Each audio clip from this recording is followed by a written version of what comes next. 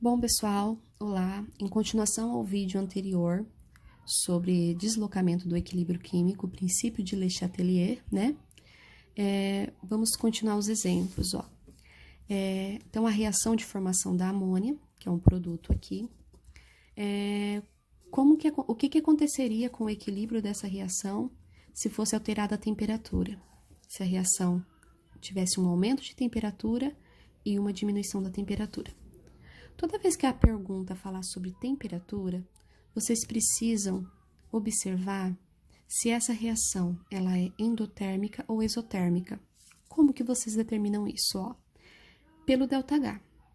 Então, alguns exercícios não trazem o ΔH, mas o enunciado vai dizer se a reação é endo ou exo.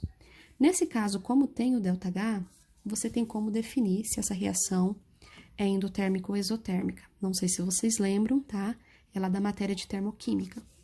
Quando você tem um ΔH negativo, o que significa esse ΔH negativo? Significa que a reação, ela liberou calor, ela perdeu calor, certo? Então, para acontecer, para formar amônia, ocorreu a liberação de menos 22 quilocalorias por mol. Então, essa reação é exo, e ela é exotérmica para a direita. Quer dizer que para formar a amônia, que é o produto do lado direito, ela tem que perder calor.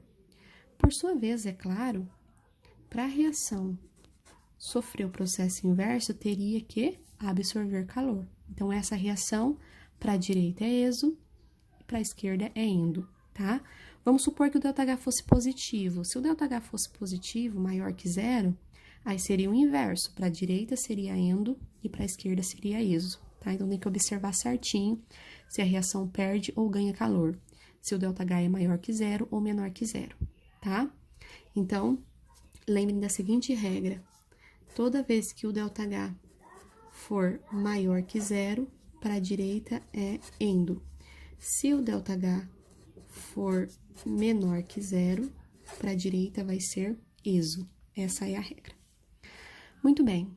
Sabendo o lado aí, endo e exo, é só você ir para a regrinha básica, ó. Qual que é a regra para quando aumenta a temperatura? Se você aumentar a temperatura de um sistema, então tá aquecendo, para voltar ao equilíbrio inicial, o que é preciso fazer? Absorver esse calor em excesso.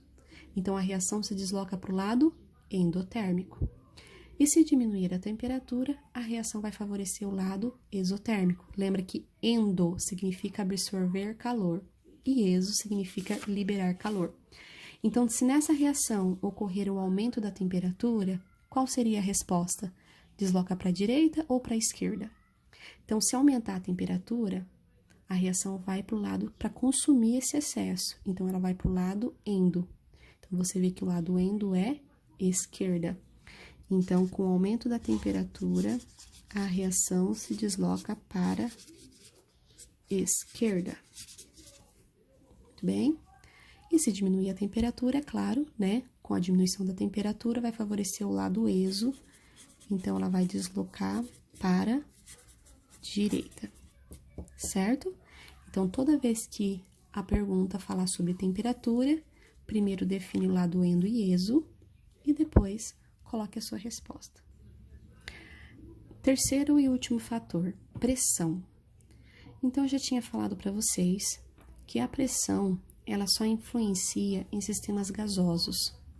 Porque quando você pressiona, por exemplo, se você fazer pressão sobre um líquido, sobre um composto sólido, ele não vai alterar volume.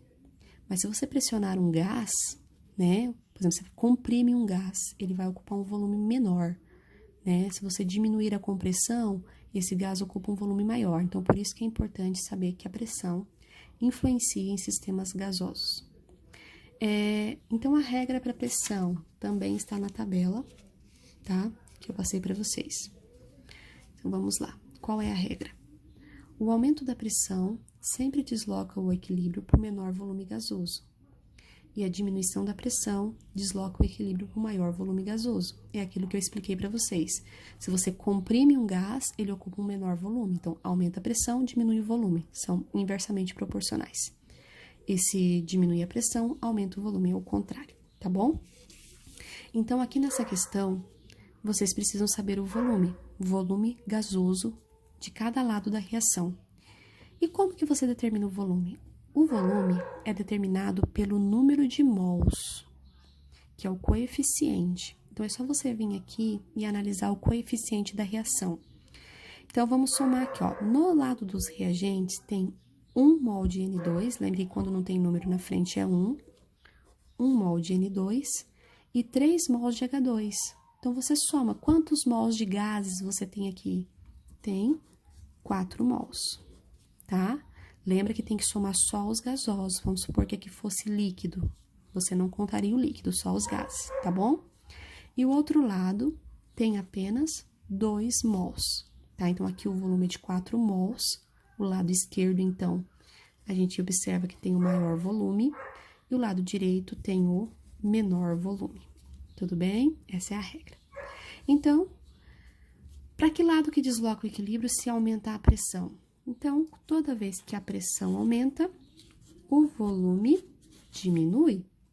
Então, se aumentar a pressão, a reação vai para o lado que tem menor volume, que é o lado do produto, da amônia. Então, aqui, ó, a reação, ela se desloca para a direita, favorece o produto. E se diminuir a pressão, a reação, é claro, ó, diminuiu a pressão, a reação vai para o lado de maior volume, que está, no caso, do lado esquerdo. Então, a reação se desloca para a esquerda, favorecendo o reagente, certo? Pessoal, então é isso, ó, nesses 2 vídeos aí que eu enviei, eu tentei explicar para vocês esse princípio de Le Chatelier, né, no caso dessa reação aqui de formação da amônia. Então, resumindo, são 3 fatores, né, que podem deslocar o equilíbrio químico, perturbar o equilíbrio, que é a concentração, a pressão e a temperatura. Então, sigam esses exemplos, façam essas anotações, que em outras aulas nós teremos os exercícios. Bons estudos!